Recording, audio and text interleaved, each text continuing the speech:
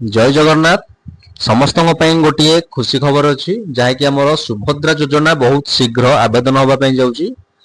तो पूर्व थर जो आवेदन होता मसे पूर्वर तेज बहुत हिताधिकारी बयस हो ना दुखर थे अपेक्षा करते कौ दिन आवेदन आरंभ हम नुआ सुभद्रा योजना।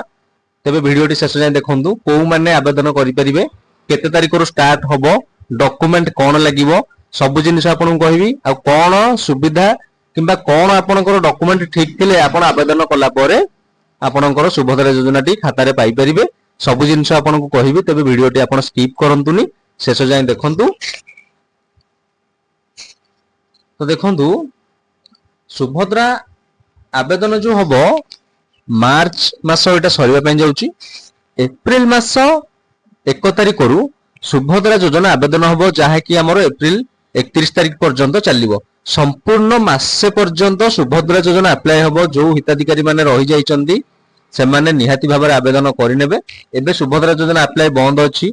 जदि आपनको कि कहउचंदी कि हमकु एतिकी टंका दियंतु आमे आपनकर सुभद्रा योजना कर दबु तेबे आपण कोनोसी प्रकार टंका कि डॉक्यूमेंट काहाकू भी देबे नाही। आपनको मु प्रूफ देखाई दउची। एबे सुभद्रा अप्लाई बंद अछि देखंतु आपनको प्रूफ देखाई दउची मु जने लोकंकर आधार नंबर मोड मारले अप्लाई पई देखंतु न्यू एप्लीकेशन सुभद्रा योजना देखंतु सबमिट कला परे एडा देखंतु एप्लीकेशन क्लोज।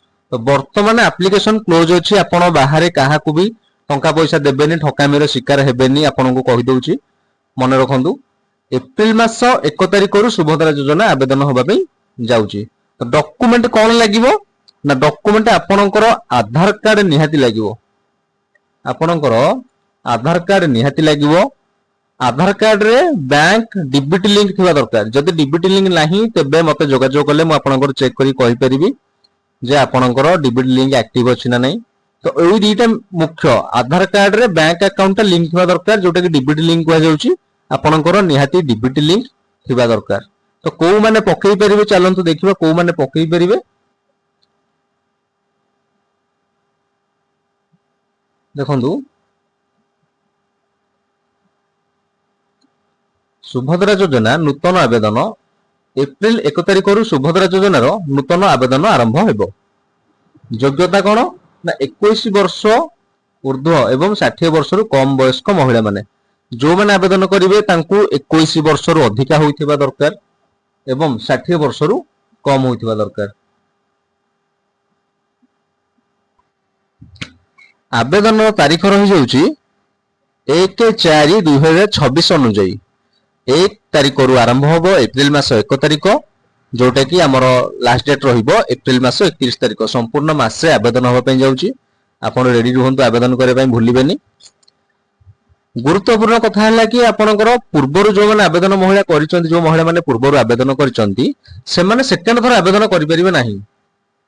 एटा मन रखंतु जो माने आवेदन करिसंती से माने आवेदन करिबेनी। जो माने नुवा आवेदन करिवे सेही मानक पई पोर्टल ओपन होउची एप्रिल 1 तारिख रे आपण आवेदन करिनियंतु। एतिकी थिला आपनकर सुभद्रा योजना नुवा अपडेट। मो चैनल से जोड़ी होई रहंतु। आपनको मु सुभद्रा योजना को नेकी समस्त अपडेट प्रदान करिवि। आपनकर डीबीटी लिंक हो किंबा पैसा न आसिले मध्ये आपनकर सहायता करिवि कोन सुविधा हला पैसा आसीबोनी। तबे जदि वीडियोटी भल लागि छ मो चैनल को निश्चय गोटिए सब्सक्राइब करिवे।